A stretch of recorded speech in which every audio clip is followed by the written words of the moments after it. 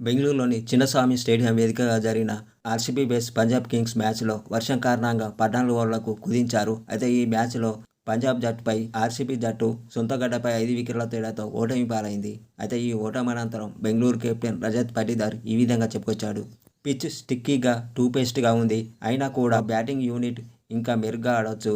పార్ట్నర్షిప్లు ఎంతో కీలకం. కానీ మేము త్వరగా వికెట్లు కోల్పోయాం. అది మాకు పెద్ద గుణపాఠం. పరిస్థితుల కారణంగా మేం పడిక్కల్ను జట్టు నుంచి తప్పించాం. పిచ్ మరీ అంత బ్యాడ్గా లేదు.